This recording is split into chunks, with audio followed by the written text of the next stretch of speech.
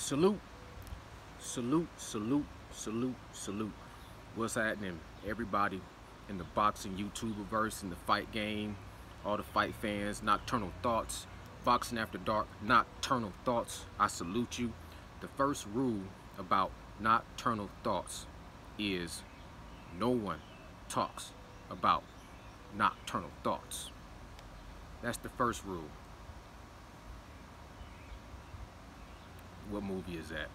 If you don't know, that's Fight Club. Brad Pitt, Ed Norton. Go check that movie out if you've never seen The Fight Club. It's one of the best movies ever to be made, period, point blank. Matter of fact, I need to go watch it because it's been a long time since I checked that out. But anyways, man, let me get to this subject at hand, make this quick little video and get out y'all way. And by the way, just did a little workout, a little light workout. This is my post-workout drink.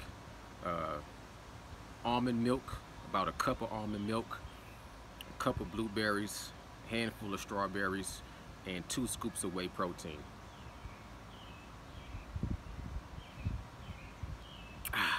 Knock this out, knock this video out, and go do what I gotta do. Alright, is Deontae Wilder a pussy? Is Deontae Wilder a punk, a chump, a scaredy cat? Is he afraid of Tyson Fury? Is he afraid to confront Tyson Fury? Is he afraid to confront all the allegations? Is Tyson Fury living in Deontae Wilder's head, rent free, soaking up all the AC? A lot of channels have supported Deontae Wilder through the fire, through this whole 1.5 years, 2 years. And I salute you. I take my hat off to you. I don't always agree. But I have to salute you if you were a hardcore Deontae supporter through the thick and the thin, supporting him when he's wrong and when he's been right. Because at least you've been supporting your man, your boy, your fighter, your champion, your king, whatever the case may be, right? To all the other channels that's in complete, total opposite contrast, I cannot salute you. Because a lot of people are totally anti-Deontae Wilder, and every video they make is talking about Deontae Wilder. And in the same fashion that those guys are eating off Deontae Wilder, you eating off Deontae Wilder, but you biting the hand that feeds you. And I cannot salute that. I can't rock with that. Now, if you the type of person that calls a spade, if he's doing wrong, you point out the wrong. If he's doing right, you point out the right. But you really don't have a dog in the fight. You just a spectator, and you putting out your point of views to help other people, you know what I'm saying, adjust their point of views, then I salute you. You know what I'm saying? I can respect you, and I salute you. I hope you can understand the difference between the 3 examples. Now, is Deontae Wilder a pussy, a punk, a chump, a scaredy cat? You know what I mean? Is he afraid? He might be, to a certain degree. He might be a certain degree in his mind, having fear in his mind. You know what I'm saying? To a certain degree, we all have to face fear. This tattoo right here, I got 20-something years ago, man, when I was more in the streets. You know what I'm saying? And this right here is supposed to mean, I don't know if it means this, you know how people get the whole Chinese, you know what I'm saying, Bible tattooed on their body and can't read a lick of Chinese. Well, I can't read Chinese, but when I got this, it was supposed to mean fearless. And when I got this, I felt like, you know, I'm not fearless. There's things that I fear, but my point is, you face your fear. You know what I'm saying? You lean as much as you possibly can. You lean into your fears. You don't run from them. You face your fears. You know, like Cus D'Amato told Tyson, what's the difference between a coward and a hero? There is no difference. They both are afraid. but it's the actions, it's what you do that separates the two.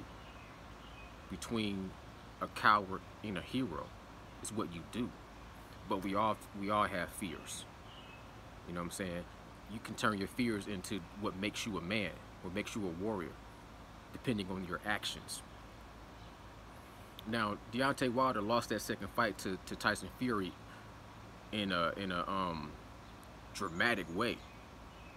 But when Mark Breeden threw in the towel and Kenny Bayless jumped in the middle, Deontay Wilder was still throwing punches. He was still on his feet. Afterwards, he said he'd rather go out on his shield. I believe that that's a mentality that a lot of people find it hard to understand, comprehend, and even believe. When someone says, I would rather go out on my shield. They say, well, Mark Breeden saved your life. And I agree. Tyson Fury had his man in the corner, up against the ropes. At first, he was smothering a lot of his punches and still being very effective, but Tyson Fury stepped back, found the right range, and was about to deliver some severe punishment. Mark Breeden saw that. He seen he was bleeding from his ear. He didn't have his legs. Mark Breeden threw the towel. It saved him from really going out on his shield. And then he got fired for that. But when people say, when Deontay Wilder says, I'm a true warrior and I wanted to go out on my shield, a lot of people just kind of laugh at that. They kind of be like, yeah, whatever, man. You got your ass whipped and look, I'm gonna give you this example because I don't want to make this video super long.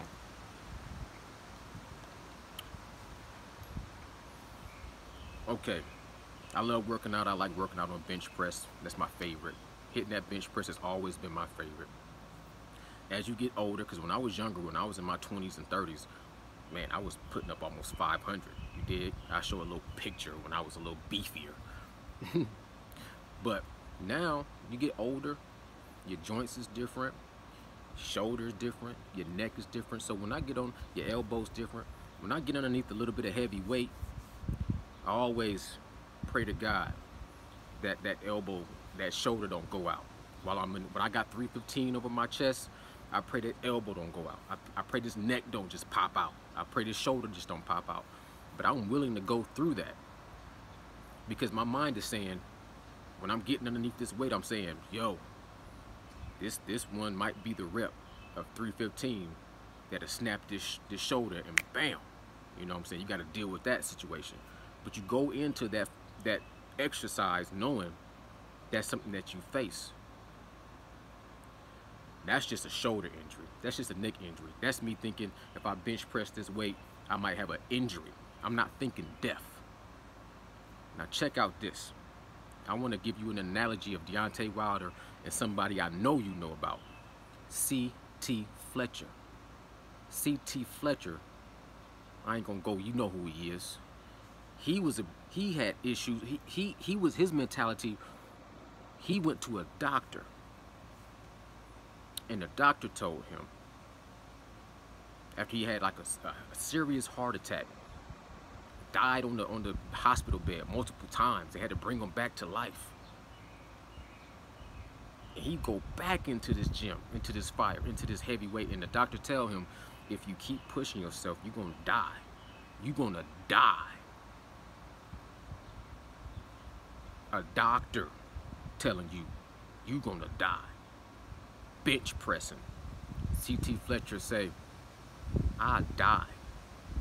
It means that much to me because my goals to be benching 700, 750, 8, whatever he was benching, 800 pounds. He said, that is my goal. I'll die for this. So if I get on this bench and I get this 750 pounds off the bench press and it kills me, and that's the last thing I remember, that's the way I choose to die. On the bench press. See, I can't even fathom that. I'm choosing to injure myself, and I'm like, ooh, man, before I get up underneath this weight, I pray to God, thank you, Jesus, for everything you've done for me. I know I feel strong, and I hit it, and I say, man, I appreciate that. But I would have to totally rethink if a doctor said, man, you get up under 315, 330, 345, man, you might die. I might look at that bench press and say, I ain't never benching more than 135 pounds again. I look at that bench press and feel like I'm looking at a grave site with my name on it. But if I got up underneath that bench press with 315, that means I'm facing death. If a doctor says that, that means I'm facing that fear. So yeah, I fear, but I face it. You can't be a coward if you have that mentality like a CT Fletcher. Deontae Wilder could have died in the ring. He's going back into the fire. The fact that he's fighting Tyson Fury again, afraid or not, he's facing his fear. So you cannot call that mentality a mentality of a coward. He might lose this fight. The chances are he will lose this fight. The chances are he will lose this fight. The chances are he will lose this fight. But he's going into this fire. You may not agree with his tactics, his headphones, his silent treatment, turn around and go do a bunch of interviews. I think that's contradictory. I think that's watering down the effect of the silent treatment. But he's going into the fire to fight, win, lose, or draw. In my book, cannot call that a coward, a pussy, a punk, and somebody that's afraid. Because somebody that's afraid and a coward, they don't face their fears. They tuck their tail and they run from their fears. Stop biting off the hand that feeds you. Be solid, stand up, stand tall. It's Nocturnal Thoughts, man. I salute y'all. Peace.